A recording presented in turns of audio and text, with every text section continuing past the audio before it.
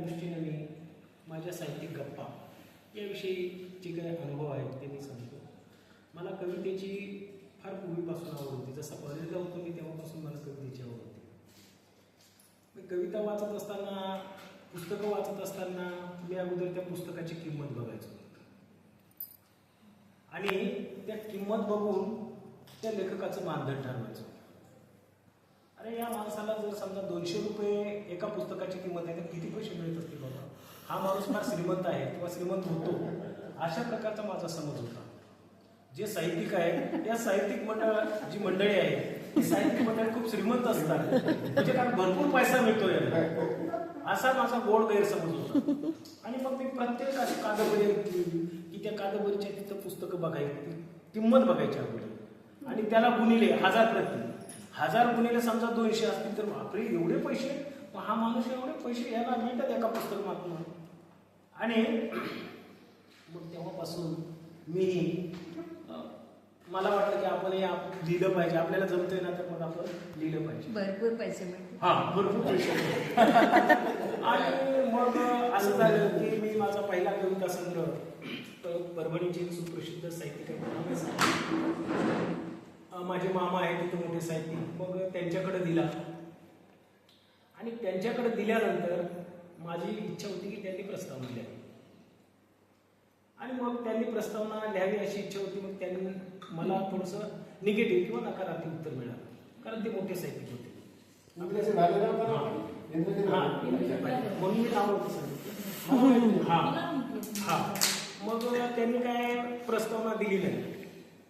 तर मी जरा खजील झालो, अपमानित झालो आणि ठरवलं की एक ना एक दिवस मी चांगल्या पद्धतीने चांगल्या साहित्यिकाची प्रस्तावना घेईन आणि चांगल्या पद्धतीचा काव्यसंग्रह निर्माण करेन. मी तेव्हा ठरवलं होतं. आणि मग असंच मी करत करत करत करत करत पुढे येऊ लागलो. मला थोडंसं साहित्यिक या चळवळीमध्ये येत असताना जेव्हा एक प्रत्यक्ष प्रकाशकाकडे गेलो तेव्हा मात्र विचित्र अनुभव आला.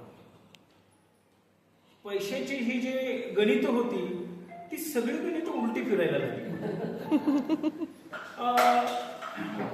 त्यांनी पैसे देण्याच्या ऐवजी आपणच त्यांना पैसे द्यावे लागतात हे माझ्या नंतर लक्षात आलं. आणि साहित्यिक हे श्रीमंत नसतात, साहित्यिक उलट गरीब असतात किंवा त्यांना काही मोबदला मिळत नाही हे नंतर माझ्या लक्षात आलं.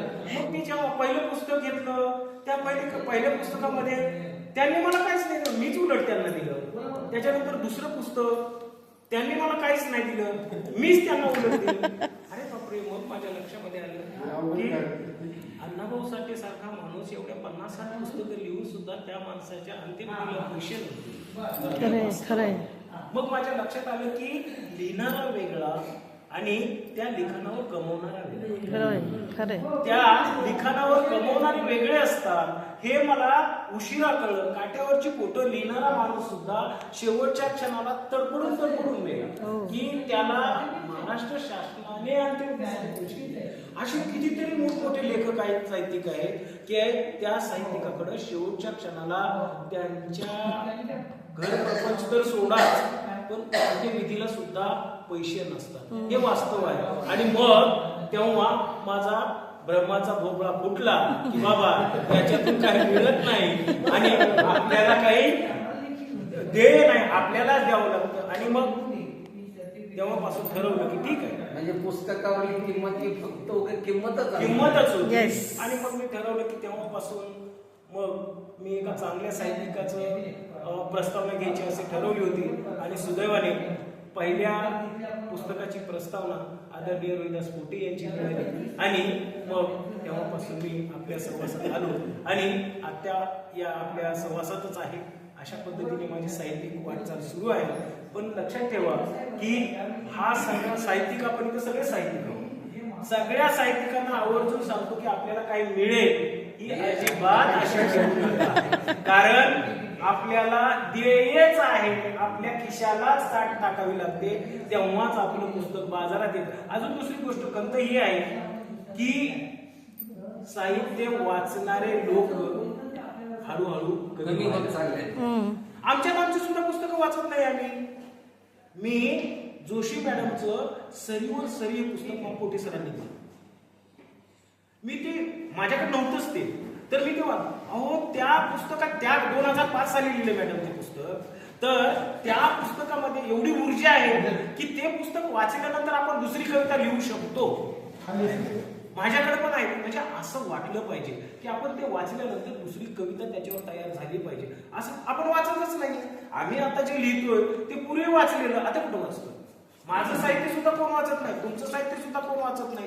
आणि साहित्य वाचल्याशिवाय अनुभव कसा मिळेल आणि अनुभव आल्याशिवाय तुम्ही व्यक्त कसे व्हाल.